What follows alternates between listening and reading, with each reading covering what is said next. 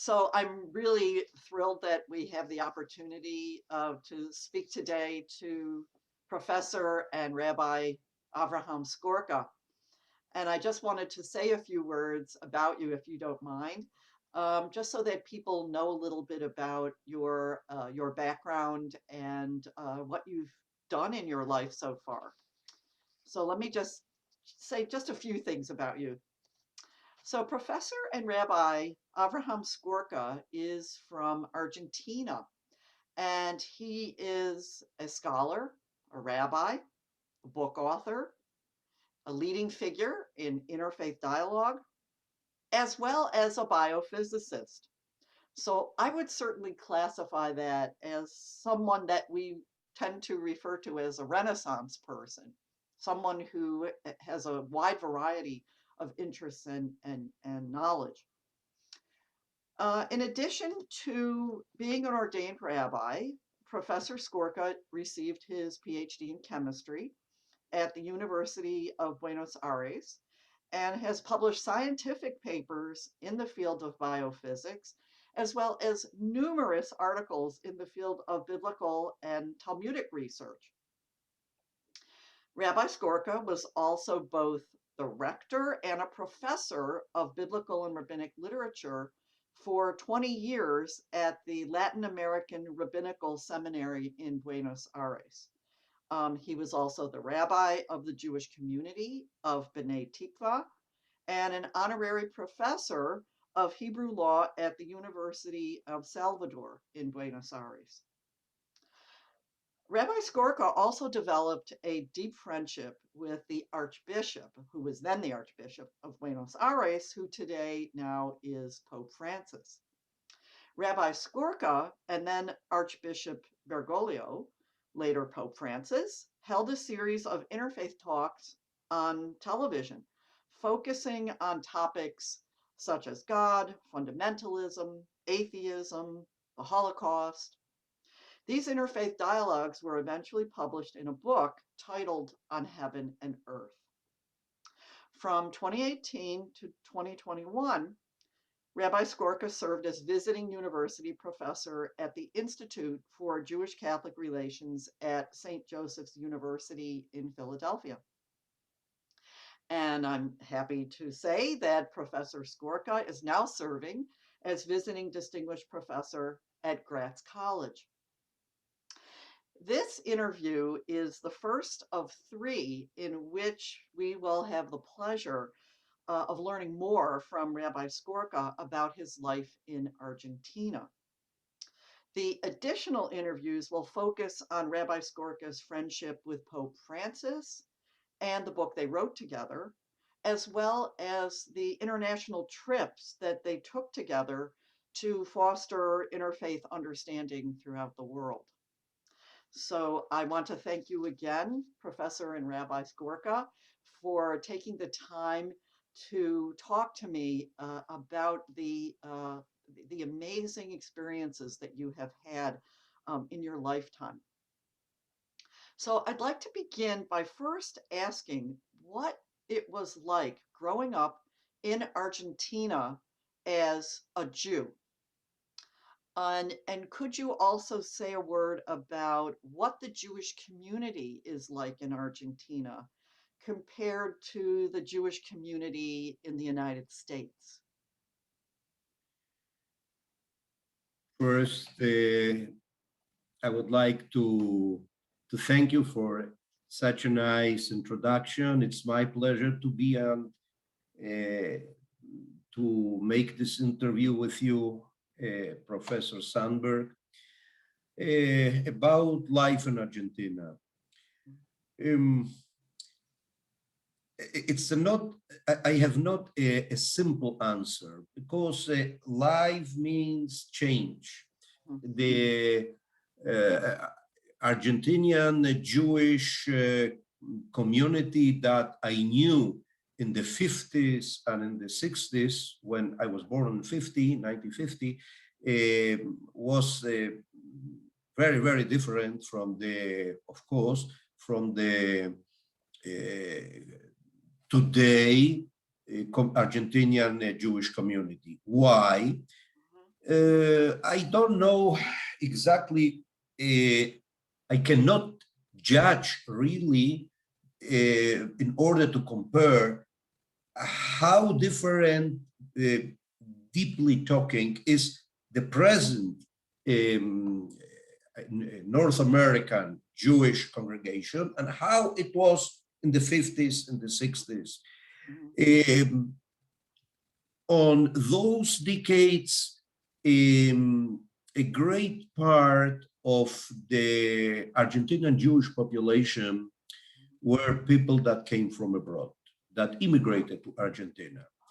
We have different kinds of immigration waves, beginning in 1880, at the end of the 19th century, from people who escaped the Russian pogroms, who came really from Ukraine to Argentina, in a whole in a whole organized, up to certain point, movement that was organized by Baron Hirsch.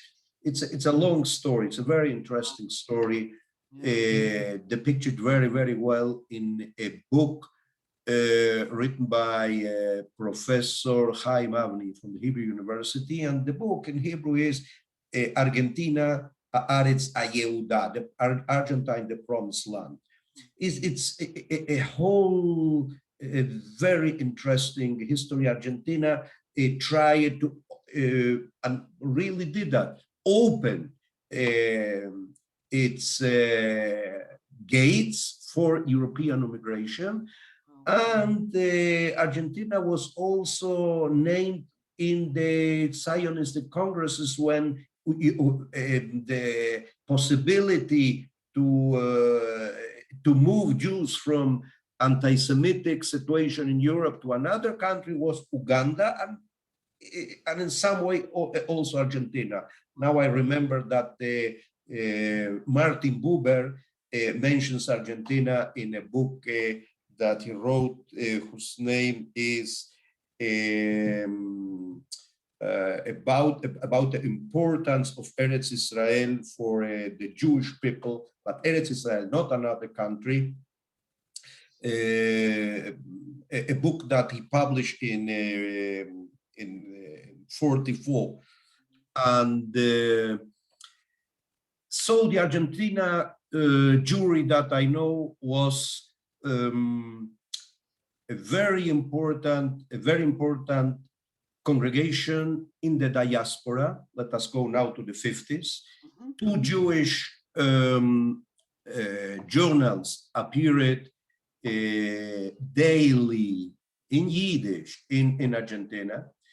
Of course, that it was also a Sephardic, good organized congregation. And we had a very good network in Argentina of Jewish schools, Zionistic Jewish schools. The power of Argentina Jewry was around the Zionist idea. Many Argentinians, youngsters, of course, immigrated to Israel before and after the declaration of the independence of Israel. They contributed a lot of places, kibbutzim, moshavim, were founded by Argentinians, had the support of Argentinian youngsters that they went to there. For instance, Nahalos, not to say Mefalsim, Hatzerim, Eina Shlosha, just to give a few examples. And I studied in these schools, in a Zionist school named Chaim Nachman Bialik. And with a very good level, we studied Hebrew in Hebrew, Torah, Mishnah afterwards, Jewish history, everything in Hebrew. And afterwards we had a secondary school and a third grade school named the Midrasha Ivrit בית ספר גבוה ללימודי היהדות, the high school for Jewish studies. And really, we Like the studied with general population was pretty literate as it used to say, Mhm. because we have not accurate numbers, but it used to say that the Jewish population then was 500,000, 500,000. Wow. And it sounds like they had Yes. very strong Jewish backgrounds as a community. Yes, yes. Beside that, I live with my grandparents, my parents, my grandparents. We all live together. So my first language was Yiddish, and I absorbed the Yiddish milieu that they brought from them with them from Poland. They lived in such a milieu. This was the reality in Poland, and they didn't live this reality in Argentina. They continued. Spanish never was their language, really. They spoke in Spanish, but not fluent, but not, they didn't acquire or they didn't adapt themselves to the Argentinian reality. They continue living, being bounded to the destroyed after the Shoah, to the destroyed Jews' history, or their destroyed Jews' history in Poland. So their primary language was still Yiddish in your family? Was that their primary language? Yeah, my first language was Yiddish. Yeah, yeah. And were many boys like me that their first language was Yiddish, not to say the language of the people who escaped the Shoah, who came to Argentina after the Shoah, Sheirita Pleita, because different people arrived to Argentina. And different people from Sheirita Pleita, in the same way, the kids from the Jews who escaped Germany in the 30s, they speak a very good German, and they studied in a German democratic school because the name Pestalozzi, because this school was founded by non-Jews who were against Nazism in Argentina, by democratic German people. Wow. They founded a democratic school against Nazism, against Hitler in Argentina. My wife studied in this school, Pestalozzi, with a very good German level. And my wife, when she tried to speak with her grandma, with her, as a German used to say, with her Oma, she talked in German. Wow. It's very simple. For them, it was very difficult to adapt themselves. They arrived to Argentina as adults, and it was very difficult for them to adapt themselves. And one word more. Sure. In Argentina, we had theaters in Yiddish, and we had one of the most important publishing, let's say, houses in the diaspora. Elie Wiesel's first book about the Shoah, about his memories about the Shoah, was published in Argentina. Oh, wow. Yeah, in Buenos Aires. Wow. Excuse me. Now, I forgot to tell you the name of Buber's book, Bein Am Learzo. I don't know how it was translated into English, something like that. Between the people and its land. Between people and its land. But if the translation is a literary translation, I don't know. Right. I suppose that this book must be in English. A very interesting book, with very interesting details. Wow. So let me ask you a different question. Certainly, one of the issues that is of concern to Jews in the United States today is what they perceive to be the rise in anti-Semitism in the United States. And I wanted to ask you, what has been your experience with anti-Semitism in Argentina? Is it a problem? Is it widespread? Or is it not something that you encounter so much?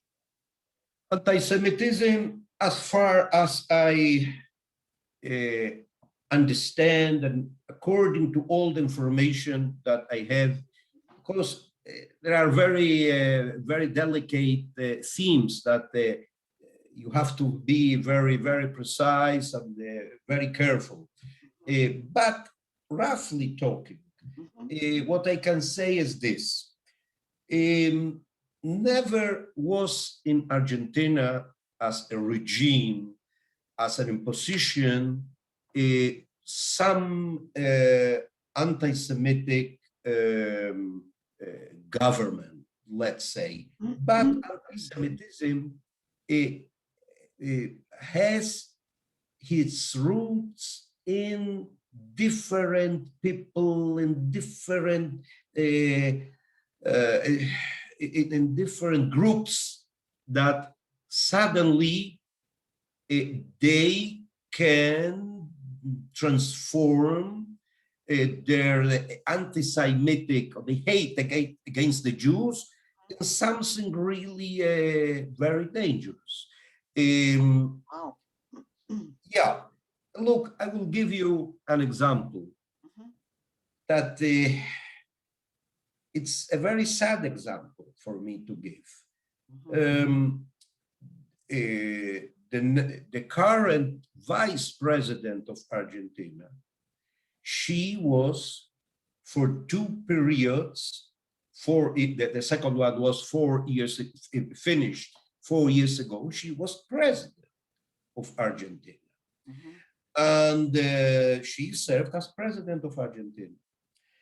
And at certain moment in the last year of her presidency, Argentina had a problem with the holders of the commercial papers from Argentina, and all the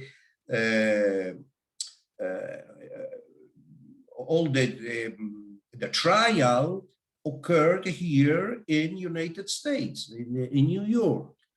And the lawyer of the holders was a Jew named Pollack, the lawyer. I don't know, I don't remember his first name. And were also different Jews appeared their names in Argentina. And suddenly she expressed herself saying that the Jews are people who betray the patria. Wow. Who are traitors of the patria, of the land. But I use the exact expression, the exact word that she used. And wow. One of her lawyers opened cases against the board, or the top members of the board of the DAIA. The DAIA is the institution that represents the Argentina jury for the government, and the AMIA. The AMIA is a central institution of the Buenos Aires community, and up to a certain point, she represents also not for the government, but it's a top institution in a Jewish organization. Right. And he opened cases, and also against the top members of the board of the AMIA, and against Jewish intellectuals, friends of mine, a very famous writer named Marcos Aguinis, a philosopher named Kovadlov, and they were very concerned. Wow. This is afterwards, okay, she lost the elections, came a new president, and all this was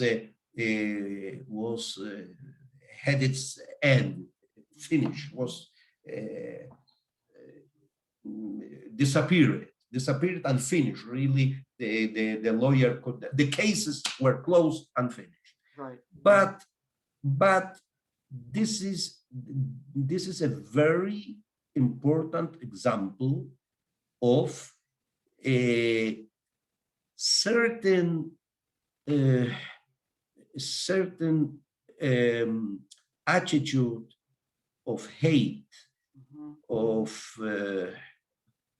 contempt, that in different parts of different groups of Argentinian society continues being. And it's really, God forbid, but we are not so sure now. Argentina is passing a very harsh time, and as a consequence of the pandemic, and I know they were hit very hard with the pandemic. And as a result of the bad function of the politics. And when I say politics, I refer all the parties, and I'm referring to all those people who, in some way or another way, they are involved in Argentina politics. Really, this is the consequence. The situation that in which Argentina is living now. Hopefully, in Argentina there are also many people with high standards in their conceptions of liberty, of democracy. They are fighting for liberty and democracy. And hopefully Argentina will reach a reality of plenty democracy, of much better levels of democracy that we have in Argentina in the present. From the past, I can give you a lot of other examples about the anti-Semitism, cases of anti-Semitic. Do you mind just sharing a few more of, maybe one more account? I think it's important for those of us who are hearing this account for the first time. If you could maybe give one more, you said you could give maybe one more example of anti-Semitism and how it's occurred in Argentina. Look, anti-Semitism, the hate towards the Jews, this was in some way expressed, taught in the military schools. Wow. Yeah. In the past. Oh. In the past. In the past. But many of those continues being in the mind of many people. Argentina at large is a discriminatory society. There are all kinds of studies about how the Argentinian looks toward other people, and how they look, how they perceive the Paraguay, the people who came from Paraguay, people who came from Bolivia, from Peru, and it's the other. It's not me. It's the other. There are barriers. It's not an easy society. There are many positive things in Argentina, but it's not an easy society. And the last example, not to enter in history, because in history, the first pogrom, Argentina had its pogrom in January 1990. 1990 was a pogrom against the Jews in a neighborhood named Once in Argentina. Wow. 1990. Why? Because it was a very bad economical situation. Many Jews were then communists, and they identified Jews in general as communists, and they killed and they entered in the Jewish neighborhoods, and in a Jewish neighborhood especially. Once means 11, and this is the name of the neighborhood, and it was until nowadays it continues being not as in the past, but continues being a Jewish neighborhood, and they killed people. Who were the people that do that? Groups from the left, from the then, on quotation size, aristocracy, Argentinian aristocracy, people with a lot of money, of the upper class, upper class, and the sons, the new generation of that people killed Jews or injured a lot of Jews. This is one example. Wow. And when we analyze, take a look at the things that something, you feel that something is not going well. For instance, why the attack against the building of the army Andaya, why this wasn't resolved till this day, till this very day. Wow. You remember in 1994, this building, the building where the Ami and the Daya functions, was bombed in an attack. 86 people died. Oh my goodness. Why? Another question that people ask is why the Israeli embassy in Argentina was destroyed by terrorists, bombing them, preparing an attack against the building and destroying absolutely the building. Why they chose Buenos Aires and not another place?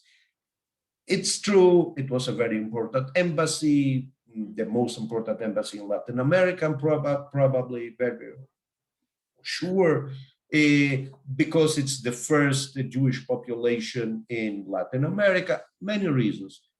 But there are people who say, beside all that, they had local connections with people that helped them, I mean, the people who came from abroad, that gave them the logistic in order to perpetrate this attack. And what I heard is it was not only a matter of money that they received, but beside the money, they hate against the Jews. Right. There is a sentiment.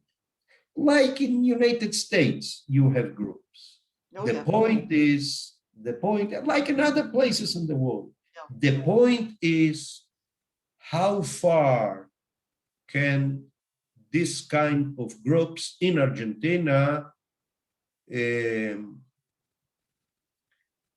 realize, organize, or go against the Jews in times of crisis. You know, in times of crisis, the Jews is one of the first goat scales.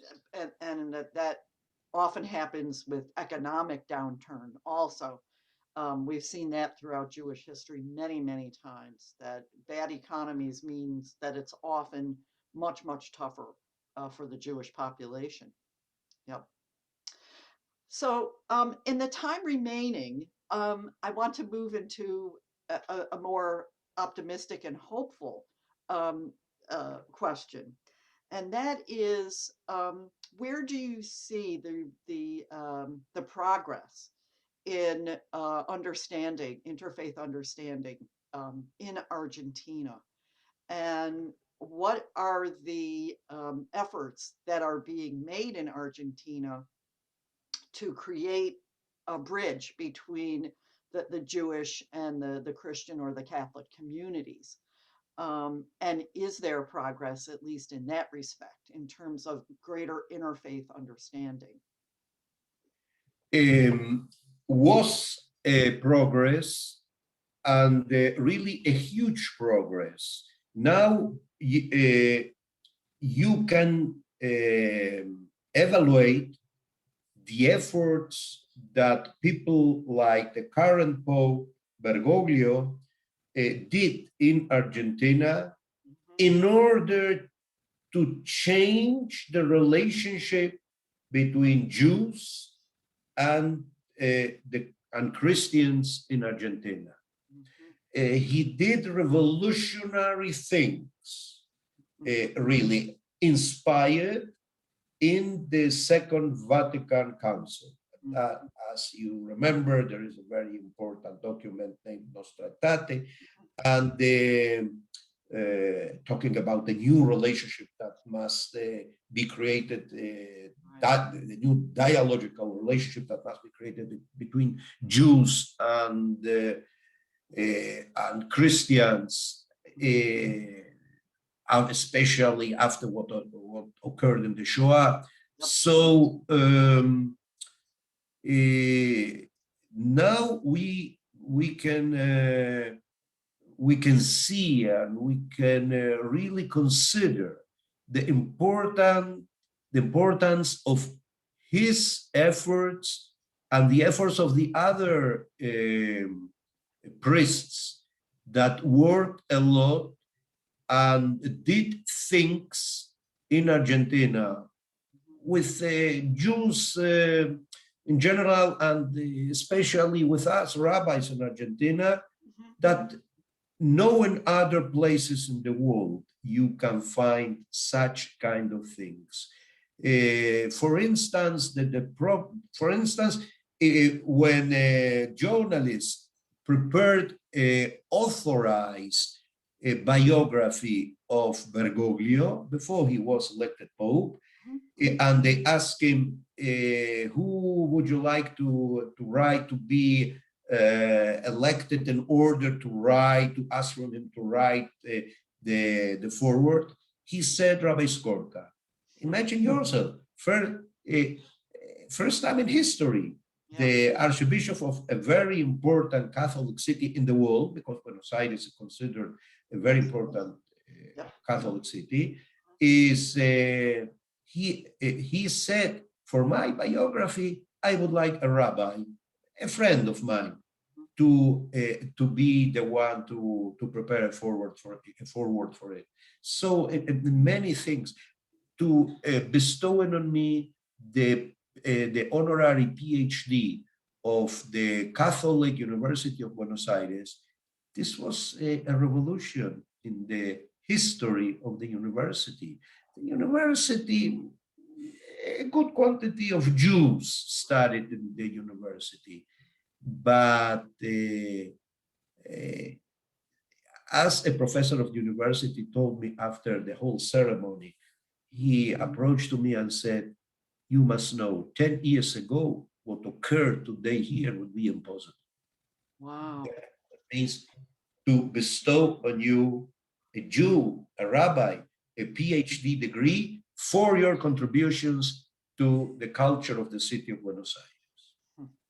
And the whole ceremony was in order to celebrate the 50th anniversary of the opening of the sessions of the Second Vatican Council.